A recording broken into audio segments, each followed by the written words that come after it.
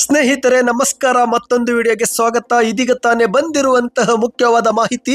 ಅನ್ನಭಾಗ್ಯ ಮತ್ತು ಗೃಹಲಕ್ಷ್ಮಿ ಯೋಜನೆಯ ಹಣ ಜಮಾವಾಗದೆ ಚಿಂತೆಯಲ್ಲಿ ಮುಳುಗಿದಂತ ಜನತೆಗೆ ಮುಖ್ಯಮಂತ್ರಿ ಸಿದ್ದರಾಮಯ್ಯ ಮತ್ತು ಉಪಮುಖ್ಯಮಂತ್ರಿ ಡಿ.ಕೆ. ಶಿವಕುಮಾರ್ ಅವರು ಗುಡ್ ನ್ಯೂಸ್ ಕೊಟ್ಟಿದ್ದಾರೆ. ಏನು ಎಂಬುದನ್ನ ವಿಡಿಯೋದಲ್ಲಿ ಪೂರ್ತಿಯಾಗಿ ನೋಡೋಣ.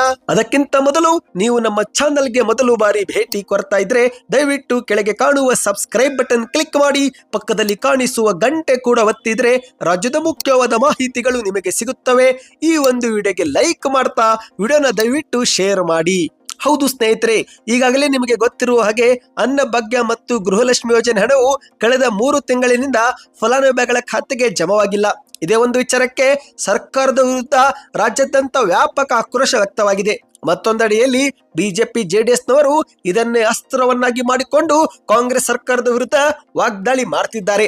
ಗ್ಯಾರಂಟಿ ಯೋಜನೆಗಳು ಸರ್ಕಾರದ ಖಜಾನೆ ಖಾಲಿ ಮಾಡಿದೆ, ಸರ್ಕಾರದ ಬಳಿ ಗ್ಯಾರಂಟಿ ನಿಭಾಯಿಸಲು ಕೂಡ ದುಡ್ಡಿಲ್ಲ ಎಂದೆಲ್ಲ ಆರೋಪ ಮಾಡುತ್ತಿದ್ದು, ಆದರೆ ಇದೇ ನಡುವೆ ಈಗ ಮುಖ್ಯಮಂತ್ರಿ ಸಿದ್ದರಾಮಯ್ಯನವರು ಮತ್ತು ಉಪಮುಖ್ಯಮಂತ್ರಿ ಡಿ.ಕೆ. ಶಿವಕುಮಾರ್ ಅವರು ಗುಡ್ ನ್ಯೂಸ್ ಕೊಟ್ಟಿದ್ದಾರೆ. ಹೌದು, ಇತ್ತೀಚೆಗೆ ಸಚಿವೆ ಲಕ್ಷ್ಮಿ ಹೆಬ್ಬಾಳ್ಕರ್ ಅವರು ಕೂಡ 3 ತಿಂಗಳ ಬಾಕಿ ಹಣ ಜಮಾ ಆಗುವುದು ಪೆಂಡಿಂಗ್ ಇದೆ, ಹಣಕಾಸು ಇಲಾಖೆಯಿಂದ ನಮ್ಮ ಇಲಾಖೆಗೆ ದುಡ್ಡು ಬಂದಿದೆ, ಈ ಒಂದು ಹಣವನ್ನು ಹಂತ ಹಂತವಾಗಿ ಫಲಾನುಭವಿಗಳ ಖಾತೆಗೆ ಜಮಾ ಮಾಡುತ್ತೇವೆ, ಈ ಬಾರಿ ತಾಲೂಕು ಪಂಚಾಯಿತಿ ಮೂಲಕ ಹಣ ಜಮಾ ಮಾಡಲಾಗುತ್ತಿರುವುದರಿಂದ ಇದು ನಮಗೂ ಕೂಡ ಹೊಸದಾಗಿರುವುದರಿಂದ ಸ್ವಲ್ಪ ವಿಳಂಬವಾಗಿದೆ, ಆದರೆ ಮುಂದಿನ ತಿಂಗಳಿನಿಂದ ಸರಿಯಾದ ಸಮಯಕ್ಕೆ ಜಮಾ ಆಗುತ್ತೆ ಎಂದು ಲಕ್ಷ್ಮಿ ಹೆಬ್ಬಾಳ್ಕರ್ ಅವರು ಹೇಳಿಕೆಯನ್ನು ಕೊಟ್ಟಿದ್ರು.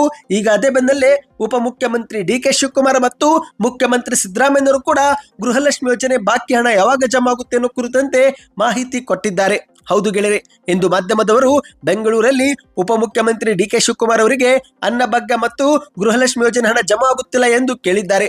ಅದಕ್ಕೆ ಉತ್ತರ ಕೊಟ್ಟಂತ ಡಿ.ಕೆ. ಶಿವಕುಮಾರ್ ಅವರು, ಹೌದ್ರಿ, ನಮಗೂ ಗೊತ್ತು, ಕಳೆದ 3 ತಿಂಗಳಿನಿಂದ ಹಣ ಜಮಾ ಮಾಡುವುದರಲ್ಲಿ ಸಮಸ್ಯೆ ಆಗಿದೆ, ಆದರೆ ಆ ಒಂದು ಬಾಕಿ ಹಣವು ಒಟ್ಟಿಗೆ ಫಲಾನುಭವಿಗಳ ಖಾತೆಗೆ ಜಮಾ ಮಾಡುತ್ತೇವೆ ಎಂದು ಡಿ.ಕೆ. ಶಿವಕುಮಾರ್ ಅವರು ತಿಳಿಸಿದ್ದಾರೆ.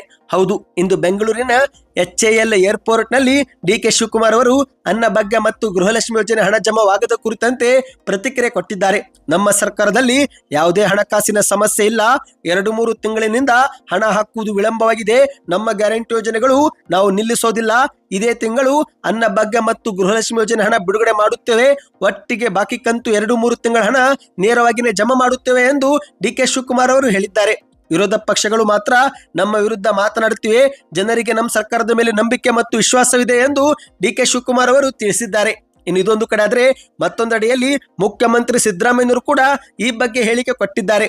ಹೌದು ಗೆಳೆಯರೆ, ಮಾಧ್ಯಮದವರು ಮುಖ್ಯಮಂತ್ರಿಯವರ ಬಳಿಯೂ ಕೂಡ ಇದೇ ಒಂದು ಪ್ರಶ್ನೆಯನ್ನ ಮಾಡಿದ್ದಾರೆ. ಗೃಹಲಕ್ಷ್ಮಿ ಮತ್ತು ಅನ್ನಭಾಗ್ಯ ಯೋಜನೆ ಹಣ ಸರಿಯಾದ ಸಮಯಕ್ಕೆ ಜಮಾ ಆಗುತ್ತಿಲ್ಲ ಎಂದು ಕೇಳಿದಾಗ ಅದಕ್ಕೆ ಸಿಎಂ ಅವರು ಕೂಡ ಪ್ರತಿಕ್ರಿಯಿಸಿದ್ದು, ಗೃಹಲಕ್ಷ್ಮಿ ಯೋಜನೆ ಹಣ ತಡವಾಗಿರುವುದು ನನಗೆ ಗೊತ್ತಿದೆ, ಆದ್ರೆ ಅನ್ನಭಾಗ್ಯದ ಹಣ 3 ತಿಂಗಳಿನಿಂದ ಬಾಕಿ ಇರುವುದು ನನಗೆ ಗೊತ್ತಿಲ್ಲ, ಗೃಹಲಕ್ಷ್ಮಿ ಅನ್ನಭಾಗ್ಯ ಸೇರಿದಂತೆ ಯಾವುದೇ ಯೋಜನೆ ನಿಲ್ಲಿಸುವ ಪ್ರಶ್ನೆನೇ ಇಲ್ಲ, ತಕ್ಷಣವೇ ಈ ಒಂದು ಹಣವನ್ನ ಫಲಾನುಭವಿಗಳ ಖಾತೆಗೆ ಜಮಾ ಮಾಡುತ್ತೇವೆ ಎಂದು ಸಿಎಂ ಅವರು ಹೇಳಿದ್ದಾರೆ. ಮತ್ತೆ ಮುಂದುವರೆದು ಮಾತನಾಡಿ, ಫಲಾನುಭವಿಗಳ ಖಾತೆಗೆ ಅನ್ನಭಾಗ್ಯ ಮತ್ತು ಗೃಹಲಕ್ಷ್ಮಿ ಯೋಜನೆ ಹಣವನ್ನು ನಾವು ಇಲ್ಲಿಯವರೆಗೆ ಜಮೆ ಮಾಡುತ್ತಲೇ ಬಂದಿದ್ದೇವೆ ಅಂದ ಮೇಲೆ ಮುಂದೆಯೂ ಕೂಡ ಮಾಡೇ ಮಾಡ್ತೀವಿ, ಈ ಒಂದು ಹಣವನ್ನು ಫಲಾನುಭವಿಗಳ ಖಾತೆಗೆ ಹಾಕ್ತೀವಿ, ಕೊಟ್ಟ ಮಾತಿನಂತೆ ನಾವು ನಡೆದುಕೊಳ್ಳುತ್ತೇವೆ ಎಂದು ಸಿಎಂ ಅವರು ತಿಳಿಸಿದ್ದಾರೆ.